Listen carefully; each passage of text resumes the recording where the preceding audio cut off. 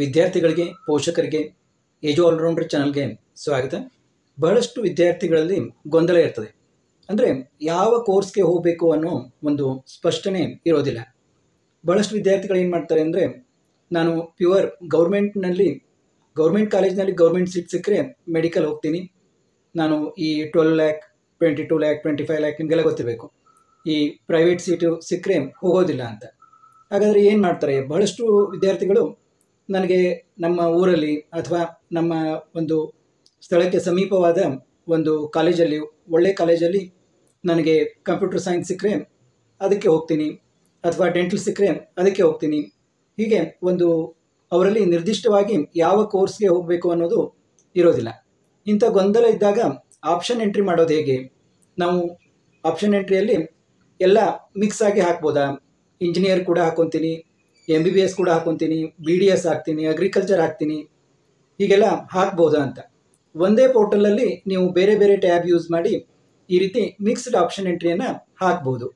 ಮತ್ತು ಬಹಳಷ್ಟು ವಿದ್ಯಾರ್ಥಿಗಳಲ್ಲಿ ನಾನು ಕೇಳಿದೆ, ಈಗ BE ಮಾಡಿದರೆ ಏನು ಜಾಬ್ ಸಿಗ್ತಾ ಇಲ್ಲ, ಅದಕ್ಕೆ ನಾನು ಸುಮ್ಮನೆ BSc ಅಗ್ರಿ ಮಾಡಲಾ, ಅಥವಾ ವೆಟರ್ನರಿ ಮಾಡಲಾ, ಅಥವಾ ಫಾರ್ಮಸಿ ಮಾಡಲಾ, ಹೀಗೆಲ್ಲ ತುಂಬ ಗೊಂದಲ ಇರ್ತವೆ.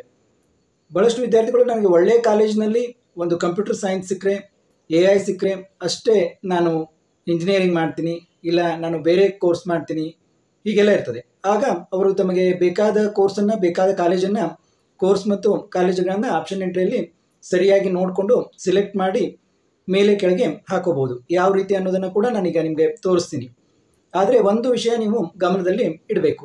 ನೀವು ಒಂದು ನೀಟ್ ಎಕ್ಸಾಮ್, ನೀವು MBBS BDS CA ಎಲ್ಲ ಕೋರ್ಸ್ಗಳಿಗೆ ಹೋಗೋದಾದರೆ ನೀಟ್ ಎಕ್ಸಾಮ್ ಅಂತೂ ಕುಂತಿರ್ತೀರ. KE ಅವರು ಲಿಂಕನ್ನು ಪ್ರೊವೈಡ್ ಮಾಡಿದಾಗ ನೀವು ನಿಮ್ಮ ನೀಟ್ ಒಂದು ರೋಲ್ ನಂಬರ್ ಮತ್ತು ನಿಮ್ಮ ಅಂಕಗಳನ್ನು ನಮೂದಿಸಿ ಅವರು ಏನು ನೋಟಿಫಿಕೇಷನ್ ಬಿಡ್ತಾರೆ ಅವುಗಳನ್ನು ನೀವು ಗಮನವಿಟ್ಟು ನೋಡಿ, ಆಯಾ ಸಮಯಕ್ಕೆ ನೀವು ಸರಿಯಾಗಿ ನಿಮ್ಮ ಒಂದು ರೋಲ್ ನಂಬರ್ ಲಿಂಕ್ ಮಾಡೋದಾಗಲಿ ಅಥವಾ ಮಾರ್ಕ್ಸ್ಗಳನ್ನು ಎಂಟ್ರಿ ಮಾಡೋದಾಗಲಿ ಅವನ್ನೆಲ್ಲ ಸರಿಯಾಗಿ ಮಾಡಬೇಕು. ಮತ್ತು ನೀವು ಮೊದಲೇ ನಿಮಗೆಲ್ಲ ಗೊತ್ತಿದೆ ಅಂತ ಅಂದ್ಕೊಳ್ತೀನಿ, ನೀವು ಒಂದು ವೇಳೆ KCET ಎಕ್ಸಾಮ್ ಕುಂತಿರಲಿಲ್ಲ ಆದರೂ ಕೂಡ ನೀವು KCETಯಲ್ಲಿ ಅಪ್ಲಿಕೇಶನ್ ಹಾಕಿ ರಿಜಿಸ್ಟರ್ ಮಾಡ್ಕೊಂಡಿರಬೇಕು. ಅಂದರೆ ನಿಮಗೆ ಇಲ್ಲಿ KCETಯಲ್ಲಿ ಕೌನ್ಸಿಲಿಂಗ್ಗೆ ನಿಮಗೆ ಅಟೆಂಡ್ ಆಗಲಿಕ್ಕೆ ಬರ್ತದೆ. ಇದಂತೆ ನೀವು KCET ಮತ್ತು ನೀಟ್ ಎರಡೂ ಒಂದು ಇದರಲ್ಲಿ ಕೂಡ ನೀವು ರಿಜಿಸ್ಟ್ರೇಷನನ್ನು ಮಾಡ್ಕೊಂಡಿರಬೇಕು. ಅಂದಾಗ ನಿಮಗೆ ಈ ಕೌನ್ಸಿಲಿಂಗ್, ಕಂಬೈನ್ಡ್ ಕೌನ್ಸಿಲಿಂಗ್ ಏನಿದೆ ಅದಕ್ಕೆ ನಿಮಗೆ ಅಟೆಂಡ್ ಆಗಲಿಕ್ಕೆ ಬರ್ತದೆ. ಮತ್ತು ಇದು ಅಟೆಂಡ್ ಅಂದರೆ ಆನ್ಲೈನ್ನಲ್ಲೇ ಇರ್ತದೆ. ನೀವು ಯಾವ ರೀತಿ ಈ ಆಪ್ಷನ್ ಎಂಟ್ರಿಯನ್ನು ಕಂಬೈನ್ಡ್ ಆಗಿ ಈ ಮಿಕ್ಸ್ಡ್ ಆಪ್ಷನ್ ಎಂಟ್ರಿಯನ್ನು ಹಾಕ್ಬೋದು ಅನ್ನೋದನ್ನು ನಾವೀಗ ತಿಳಿದುಕೊಳ್ಳೋಣ. ಇನ್ನಷ್ಟು ಡೀಟೇಲ್ ಆಗಿ ಇದ್ರ ಬಗ್ಗೆ ಈಗ ತಿಳಿದುಕೊಳ್ಳೋಣ. ನೋಡಿ, based on the seat matrix and fee structure, candidates can add enter the options for medical, dental and AYUSH courses. ನೋಡಿ, ಸೀಟ್ ಮ್ಯಾಟ್ರಿಕ್ಸ್ ಮತ್ತು ಫೀ ಸ್ಟ್ರಕ್ಚರ್ನ ನೋಡಿಕೊಂಡು ಮೆಡಿಕಲ್, ಡೆಂಟಲ್ ಮತ್ತು ಆಯುಷ್ ಕೋರ್ಸಿಗೆ ಆ್ಯಡ್ ಮಾಡ್ಬೋದು ಅಂತ. Using NEET candidates for entering the options only for medical or dental or AYUSH courses should write the list of colleges in the order of priority. ಅಂದರೆ ಅವರಿಗೆ ಮೊದಲು ಯಾವುದು ಪ್ರಯಾರಿಟಿ, ನನಗೆ ಇದೇ ಕಾಲೇಜ್ ಬೇಕು, ಈ ಕಾಲೇಜು ಒಂದು ವೇಳೆ ನನಗೆ ಸಿಗಲಿಲ್ಲ ಅಂದರೆ ಈ ಕಾಲೇಜು ಸಿಗಲಿಲ್ಲ ಅಂದರೆ ಈ ಕಾಲೇಜು, ಈ ರೀತಿ ಪ್ರಯಾರಿಟಿ ಆರ್ಡರ್ನಲ್ಲಿ ಮೊದಲೇ ಅವರು ಒಂದು ಲಿಸ್ಟ್ ಮಾಡಿಕೊಂಡು ಇಟ್ಕೊಂಡು, ಒಂದು ರಫ್ ವರ್ಕ್ ಮಾಡಿಕೊಂಡು ಇಟ್ಕೊಂಡು ಆಮೇಲೆ ಎಂಟ್ರಿ ಮಾಡೋದು ಉತ್ತಮವಾಗಿರ್ತದೆ ಅಂತ ಇದರ ಅರ್ಥ. Note that medical course is different and dental course are different and the candidate has to enter the options in separate tab. ಈಗ ಸಪ್ರೇಟ್ ಟ್ಯಾಬ್ ಇರ್ತವೆ, ನೀವು ನೋಡ್ಬೋದು. ನೋಡಿ, ಈ ರೀತಿ ನೀವು ಆಪ್ಷನ್ ಎಂಟ್ರಿ ಮಾಡುವಾಗ ಟ್ಯಾಬ್ಗಳು ಕಾಣಿಸ್ತವೆ. ಇಲ್ಲಿ ನೋಡ್ಬೋದು ನೀವು ಮೆಡಿಕಲ್, ಡೆಂಟಲ್ ಮತ್ತು ಆಯುಷ್ ಅಂದರೆ Indian system of medicine and homeopathy, food science, agriculture BSc, veterinary science. ನೋಡಿ, ಇಂಜಿನಿಯರಿಂಗನ್ನು ಈ ವಿದ್ಯಾರ್ಥಿ ಇಲ್ಲಿ ಕ್ಲಿಕ್ ಮಾಡಿದಾಗ ಈ ರೀತಿ ಕಾಣ್ತದೆ. ಆರ್ಕಿಟೆಕ್ಚರ್, ಅಗ್ರಿ BTech, ಈ ರೀತಿ ಎಲ್ಲ ಟ್ಯಾಬ್ಗಳು ನಿಮಗೆ ಆಪ್ಷನ್ ಎಂಟ್ರಿ ಮಾಡುವಾಗ ಕಾಣಿಸಿಗ್ತದೆ. ಆದರೆ ಒಂದು ಏನು ವಿಚಾರ ನೀವು ತಿಳ್ಕೊಬೇಕಂದ್ರೆ, ಯಾರು ಬೇಕಾದರೂ ಹಾಗಾದರೆ ಮೆಡಿಕಲ್ ಒತ್ತಿ ಎಂಟ್ರಿ ಮಾಡ್ಬೋದಾ ಅಂತ. ಹಾಗಿರೋದಿಲ್ಲ. ನೀವು ನೀಟ್ ಒಂದು ಎಕ್ಸಾಮನ್ನು ಬರೆದು ಅದರಲ್ಲಿ ಒಂದು MBBSಗೆ ಏನು ಒಂದು ನಿರ್ದಿಷ್ಟ ಅಂಕಗಳಿರ್ತವೆ, ತುಂಬ ಕಡಿಮೆ ಇರ್ತದೆ ಅದು. ಅಂದರೆ ಸ್ಕೋರಿಂಗ್ ಆಗಿ ಸೀಟ್ ಸಿಗಬೇಕಂತಲ್ಲ, ಒಂದು ಕ್ವಾಲಿಫೈಯಿಂಗ್ ಒಂದು ಕೌನ್ಸಿಲಿಂಗ್ನಲ್ಲಿ ಭಾಗವಹಿಸಲಿಕ್ಕೆ ಒಂದು ಅಂಕ ಇರ್ತದೆ. ಅಷ್ಟು ಅಂಕಗಳನ್ನು ಪಡೆದಿದ್ದರೆ ಮಾತ್ರ ಈ ಒಂದು ಮೆಡಿಕಲ್ ಅನ್ನೋ ಟ್ಯಾಬು ನಿಮಗೆ ಓಪನ್ ಆಗ್ತದೆ.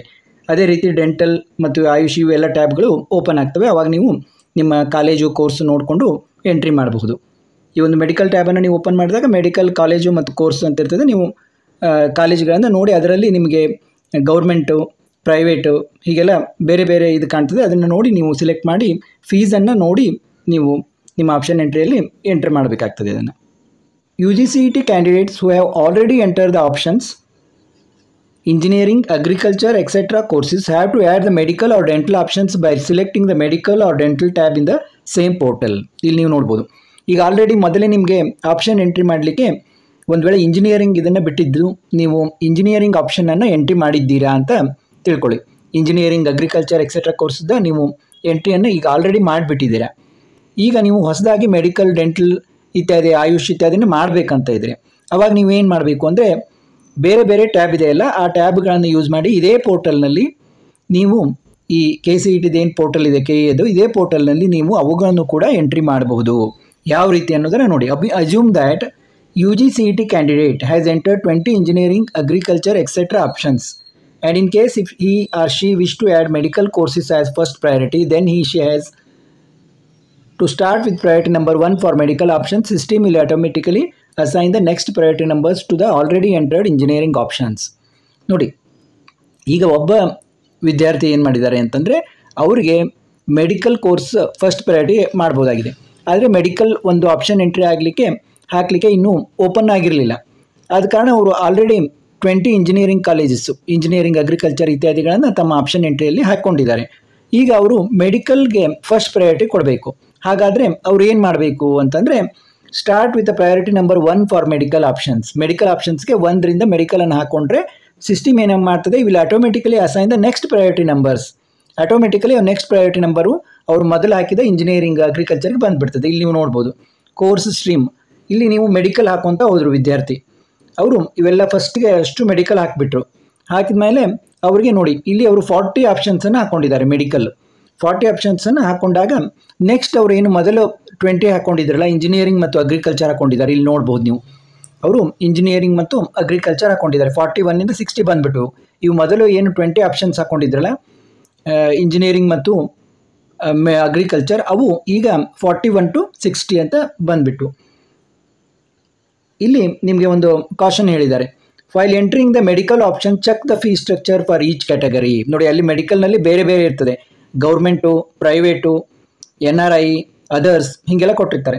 ಅಲ್ಲಿ ಫೀಸ್ ತುಂಬ ಬೇರೆ ಬೇರೆ ಇರ್ತದೆ. NRI, ಅದರ್ಸ್ ಇದಕ್ಕಂತೂ ಫೀಸ್ ತುಂಬ ಜಾಸ್ತಿ ಇರ್ತದೆ. ಇವನ್ ಪ್ರೈವೇಟ್ಗೂ ಕೂಡ ಮೆಡಿಕಲಲ್ಲಿ 20 lakh seat, 22 lakh, 25 lakh, 12 lakh ಹೀಗೆಲ್ಲ ಇದೆ. ಆದ ಕಾರಣ ನೀವು ಫೀಸ್ ಸ್ಟ್ರಕ್ಚರ್ ಬಗ್ಗೆ ತುಂಬ ಎಚ್ಚರಿಕೆಯಿಂದ ನೋಡಬೇಕು ಅಂತ ಇಲ್ಲಿ ಅವರು ಒಂದು ಎಚ್ಚರಿಕೆಯನ್ನು ಕೂಡ ಕೊಟ್ಟಿದ್ದಾರೆ. ಇನ್ನೊಂದು ಎಕ್ಸಾಂಪಲ್ ಕೊಡ್ತಿದ್ದಾರೆ ನೋಡಿ. UGCET candidate has entered 20 options, and in case if he or she wish to add medical courses after engineering, agriculture courses, then he or she has to assign the next priority number for medical option, that is from 21 onwards. ಈಗ ಈ ವಿದ್ಯಾರ್ಥಿಗೆ ಏನಿದೆ, engineering, ಅಗ್ರಿಕಲ್ಚರ್ನೇ ಮೊದಲು ಹಾಕೋದಿದೆ priority, ಆಮೇಲೆ medical ಹಾಕೋದಿದೆ. ಆಗ ಏನು ಮಾಡ್ಬೋದು ಅಂತಂದರೆ ಈ ರೀತಿ. ಈಗ ನೋಡಿ, ಈತ ಇಂಜಿನಿಯರಿಂಗ್ ಮತ್ತು ಅಗ್ರಿಕಲ್ಚರ್ ಹಾಕ್ಕೊಂಡಿದ್ದಾರೆ. 1ರಿಂದ 13 ಇಂಜಿನಿಯರಿಂಗ್ ಹಾಕ್ಕೊಂಡಿದ್ದಾರೆ, ನೆಕ್ಸ್ಟ್ ಅಗ್ರಿಕಲ್ಚರ್ ಹಾಕ್ಕೊಂಡಿದ್ದಾರೆ, ನಂತರ ಉಳಿಕೆದ್ವೆಲ್ಲ ಮೆಡಿಕಲ್ ಹಾಕ್ಕೊಂಡಿದ್ದಾರೆ. ಈ ರೀತಿ ಅವರ ಇದು ಕಾಣ್ತಾ ಇದೆ ನಮಗೆ. 20ವರೆಗೆ ಇಂಜಿನಿಯರಿಂಗ್ ಮತ್ತು ಅಗ್ರಿಕಲ್ಚರ್ ಬಂದು ನೆಕ್ಸ್ಟ್ ಮೆಡಿಕಲ್ ಹಾಕ್ತಾ ಹೋಗಿದ್ದಾರೆ. ಹೀಗೆ ನಿಮಗೆ ಯಾವ ರೀತಿ ಬೇಕೋ ಆ ರೀತಿ ಹಾಕ್ಬೋದು. ಇಲ್ಲಿ ಇನ್ನೊಂದು ಎಕ್ಸಾಂಪಲ್ ಕೊಟ್ಟಿದ್ದಾರೆ ನೋಡಿ. UGCET candidates can place the medical courses in between the engineering, etc., agriculture, etc. options. ಈಗ ನಿಮ್ಗೆ ಯಾವುದೋ ಒಂದು ಪರ್ಟಿಕ್ಯುಲರ್, ನೀವು ಹುಬ್ಳಿಯಲ್ಲಿದ್ದೀರಿ ಅಂತ ತಿಳ್ಕೋಣ. ನಾನು BVBಯಲ್ಲಿ ಸಿಕ್ಕರೆ ಕಂಪ್ಯೂಟರ್ ಸೈನ್ಸು, AI ಸಿಕ್ಕರೆ ನಾನು BVBಗೆ ಹೋಗ್ತೀನಿ. ನನಗೆ KMC ಸಿಕ್ಕರೆ ತುಂಬ ಬೆಟ್ರು, ನಾನು KMCಯಲ್ಲಿ ಮೆಡಿಕಲ್ ಹೋಗ್ತೀನಿ ಅಂತಂದರೆ ನೀವು ಇಲ್ಲಿ ಮೇಲೆ 5 ಆಪ್ಷನ್ಗಳನ್ನು BVB ಹಾಕಿರ್ತೀರ, ಇಲ್ಲಿ 3 ಆಪ್ಷನ್ಗಳನ್ನು KMCಯಲ್ಲಿ ಹಾಕಿರ್ತಾರೆ. ಇದು ಒಂದು ಎಕ್ಸಾಂಪಲ್ ನಾನು ಹೇಳ್ತಾ ಇರೋದು. ಈ ರೀತಿ ನಿಮಗೆ ಯಾವುದು ಅನುಕೂಲ ಇದೆ, ನಿಮಗೆ ತುಂಬ ಉತ್ತಮ ಅನಿಸ್ತದೆ, ಆ ರೀತಿ ನೀವು ಈಗ ಮಿಕ್ಸ್ ಕೂಡ ಹಾಕೋಬೋದು. ಮೊದಲೇ ಒಂದು ಇಂಜಿನಿಯರಿಂಗ್ ಹಾಕೋದು, 4, ಆಮೇಲೆ ಮೆಡಿಕಲ್ ಹಾಕೋದು, ಮತ್ತೆ ಇಂಜಿನಿಯರಿಂಗ್ ಹಾಕೋದು, ಮತ್ತೆ ಮೆಡಿಕಲ್ ಹಾಕೋದು, ಆಮೇಲೆ ಅಗ್ರಿಕಲ್ಚರ್ ಹಾಕೋದು, ಮೆಡಿಕಲ್ಲು, ಇಂಜಿನಿಯರಿಂಗು, ಮೆಡಿಕಲ್ಲು, ನೋಡಿ ಈ ರೀತಿ ಮತ್ತೆ ಇಂಜಿನಿಯರಿಂಗು, ಹೀಗೆ ಎಷ್ಟು ಬೇಕಾದಷ್ಟು ನೀವು ಆಪ್ಷನ್ಗಳನ್ನು ಹಾಕ್ಬೋದು. ಈ ರೀತಿ ಮಿಕ್ಸ್ಡ್ ಆಪ್ಷನ್ಗಳನ್ನು ಹಾಕ್ಬೋದು. ಅದಕ್ಕೆ ಇದು the following table will give an idea of entering options, disciplines and course details as an example 1. ಈ ರೀತಿ ನೀವು ಮಿಕ್ಸ್ಡ್ ಆಪ್ಷನ್ ಎಂಟ್ರಿಯನ್ನು ಹಾಕ್ಬೋದು.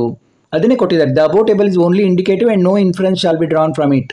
ಅಂದರೆ ಇದೊಂದು ಎಕ್ಸಾಂಪಲ್, ನಿಮಗೆ ಯಾವ ರೀತಿ ಬೇಕೋ ಆ ರೀತಿ ನೀವು ಕಾಲೇಜು ಕೋರ್ಸ್ಗಳನ್ನು ಹಾಕ್ಕೋಬೋದು. ಈ ರೀತಿ ಮಿಕ್ಸ್ಡ್ ಆಪ್ಷನ್ ಎಂಟ್ರಿಯನ್ನು ಹಾಕಲಿಕ್ಕೆ ಅವಕಾಶ ಇರ್ತದೆ. ನೀವು ನೀಟ್ ಮತ್ತು KCET ಎರಡರಲ್ಲೂ ನೀವು ರಿಜಿಸ್ಟ್ರೇಷನ್ನ ಮಾಡ್ಕೊಂಡಿದ್ರೆ ಈ ರೀತಿ ನೀವು ಆರಾಮಾಗಿ ಹಾಕೋಬೋದು. ಮತ್ತು ಮುಂದಿನ ವಿಡಿಯೋದೊಂದಿಗೆ ಭೇಟಿಯಾಗೋಣ. ನಿಮಗೆ ಯಾವುದಾದ್ರೂ ಪ್ರಶ್ನೆಗಳಿದ್ದರೆ, ಸಂದೇಹಗಳಿದ್ದರೆ ನೀವು ಕಾಮೆಂಟ್ನಲ್ಲಿ ಕೇಳಬಹುದು.